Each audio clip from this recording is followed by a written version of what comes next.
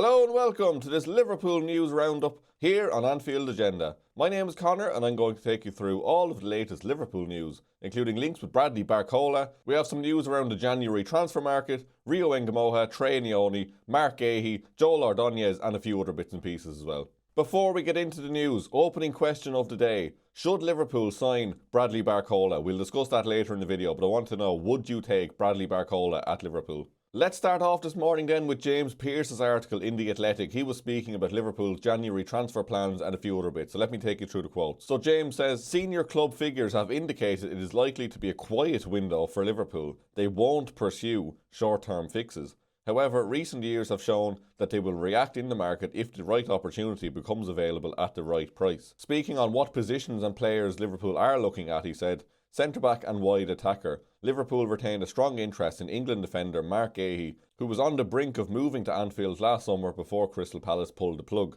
Since then, they have regarded him as a target for this summer, when GUEHI will become a free agent, with the belief that he will not be available in January. It remains to be seen if Palace opt to cash in this month, and if so, what offers are forthcoming, with Manchester City also among his suitors. Speaking on Joel Ordonez, then he says, reports in South America last week suggested that Liverpool were on the brink of signing Club Brugge centre-back Joel Ordonez for around £35 million, but they are not in discussions to sign the Ecuador international. Final bit from that article I want to highlight then is Stefan Bajcetic is not expected to be leaving on loan. Lot to piece through there. Let's go back to Joel Ordonez. That is surprising because they were very reliable Ecuadorian outlets reporting that news, so I really don't believe that there's nothing in it. It's probably not as far advanced as we were made to believe from the Ecuadorian side, but I think it's definitely one to keep an eye on still. There's no smoke without fire with these things, especially when it's coming from the home country of a player like that, so definitely want to keep an eye on. But James Pearce reckons there's no discussions. I think there probably is discussions, but it's probably not quite as far along as we were hoping.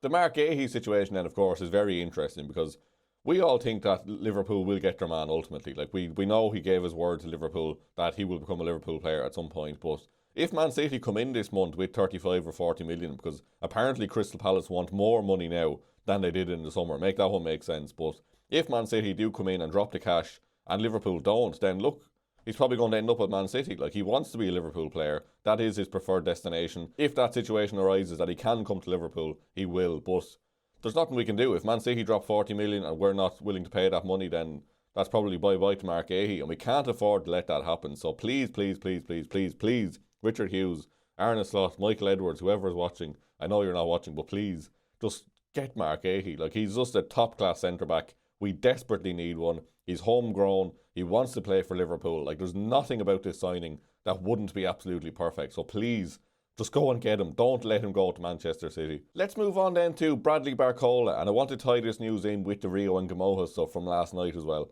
Along with Rio Nguimoha, actually, we have a bit of news around Trey Nyoni from James Pearce's article, who said, there's interest in Trey Nyoni from across the UK and Europe, but he's viewed as an important part of Slot's plans. Now, I don't know if that means like permanent transfers or loan moves. I think a loan move could benefit him, to be fair. Like, I looked up, he's played a total of 2 minutes in the Premier League this season. 2 minutes. I think he's played something like 180 in the Carabao Cup, but 2 minutes in the Premier League. And we're led to believe that he's viewed as an important part of Slot's plans. Like, I'm sure long term he is thought to be very important in Liverpool's future, but like this season, like, if he's not going to be playing much, we're out of the Carabao Cup, so he's not going to get minutes there. Might get some minutes against Burnley in the FA Cup as well, to be fair, but if a good loan offer arrives for the next 6 months, I think I could definitely see the benefit of letting him go for a few months, getting some game time, then maybe he can get into the first team more next season. But it does again just tie in with that article last night from the Anfield Watch. And if you haven't seen it, I will link it again below if you want to go give it a read. But basically it was saying that Richard Hughes in the summer wants Arne Slot to use Rio Nguimoha, Trey Nyoni. Slot wants to send Nguimoha out on loan. He's overruled. Slot apparently wanted someone like Bradley Barcola or Malik Fofana to come in.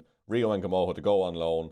But ultimately he was overruled by Richard Hughes, and that seems to have caused some sort of rift or civil war at the club at the moment. Tying that in with this morning's news then, so this is from Loic Tanzi. He's a very reliable French journalist who said that Bradley Barcola will be a real topic next summer to leave Paris Saint-Germain. So that's very interesting to see that coming out this morning. It does seem like he was the preferred target of Arne Slot in the summer. I know Liverpool have been watching him for a number of years as well, so if he does become available, I could definitely see it happening, because we do need a wide forward. And if he is available in the summer, and if Liverpool are aware of that, and aware of the fact that he may want to join us, maybe that's why we're not going for Antoine Semenyo in January. I personally would prefer Barcola over Semenyo. I know Semenyo is Premier League proven and all that, but I think Bradley Barcola has a much higher ceiling. He looks like a fantastic player. He's quite wasteful at times, but I'm sure we can unlock that final 10% of his ability if he does come here. So regardless of Arne Slot being here or not, I think he would be a fantastic signing for Liverpool. It will be a massive statement, a massive signing if we could pull it off.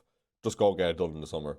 And like I asked at the start of the video, would you take Bradley Barcola at Liverpool? Would you take him over Semenyo as well? Because like I said, I would. I thought Semenyo was probably more realistic, so I said, like, go get him if that's possible. But if Bradley Barcola is available in the summer, I can see why we've turned our nose up at Antoine Semenyo, let him go to Man City, and then we get Bradley Barcola in the summer. I will be happy enough with that, but please do let me know. Sticking with the wingers conversation then, John Aldridge has called for Slot to use N'Gumoha more frequently in his latest column for the Liverpool Echo. So he wrote, "We're too predictable and easy to play against. Rio N'Gumoha is one of those players, if you bring him on for 15 minutes, teams don't know how to play against him.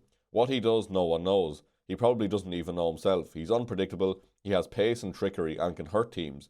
Gerrard, Rooney, Owen Fowler, they all played at that age. Maybe Arne is trying to protect him by using him sparingly. We've not seen much of him this season, but if you're good enough, you're old enough, I would like to see him used more." I think we'd all agree with that, to be fair. Like, we need pace and trickery up front, which we don't have much of. Like, the likes of Cody Gakpo is not going to be that type. Ekitike has a bit of flair, but he doesn't have that, like, raw speed like a Frimpong or an N'Gumoha has, just to jolt past a man quickly. So I fully agree with Aldridge here. Get Rio N'Gumoha on the pitch more. Arne Slot does seem to have a problem with the fact that he had him forced upon him in the summer, and he was forced to keep him rather than signing a different winger. But please just play him more. The kid is fantastic. He's so exciting to watch, and yes, 100% agree with this. Get Rio N'Gumoha on the pitch more. Wanted to finish up this morning's video then with a tweet I seen from an account called Wilco Football, and he said that Klopp would still have the likes of Kwanzaa, Morton and Elliott at Liverpool today, all likely a big part of the squad and our success. He also would have loved a player like Chiesa and would have nurtured N'Gumoha far better. I miss him. This cutthroat management ain't it. And I think that fully sums it up for me. Like, even that article, the Anfield Watch article again, it says that there was times where like Slot was invited along to watch under-21s games or academy events and he just didn't show up. I never want Liverpool to move away from bringing academy players through. Like, it's so exciting when you see someone like Trent Alexander-Arnold when he broke into the team. Seeing Jarell Kwanzaa get into the team for the first time. Seeing Trainioni get appearances under Klopp. Like that Carabao Cup final where we had a lot of the younger lads playing against Chelsea. Like, that was one of the greatest days. The likes of Jadon Dan's on the pitch as well. Like, it was just so many young lads. And that, in my memory, is one of the best days supporting Liverpool. That was just incredible. Really incredible to see the young lads being trusted so much. Winning the Carabao Cup like that was amazing, and I really hope we don't move away from that. Arne Slot does not seem intent on nurturing the talent that is coming through there, so I don't know what to say about it at this stage. It's just another reason on top of a pile of reasons as to why I don't want Arne Slot at this club anymore. He's not the man to lead Liverpool forward. He's not the man to bring through the young talent, and just, yeah, he's not the man. That's all from me this morning anyway. If you have enjoyed the video, please do hit the like button, hit the subscribe button if you're new. Craig will have a video in the afternoon, live stream this evening then at 8:44. Has anyone noticed that, by the way? We always schedule for 8:44. I'll tell you the reason. There is no reason whatsoever. We just decided one day we'd start scheduling for 8:44. Arsenal preview will be out then this evening as well after the live stream this evening, so please do keep an eye out for those. Hit the like button before you head out. Thank you very much for watching, and I will see you very soon.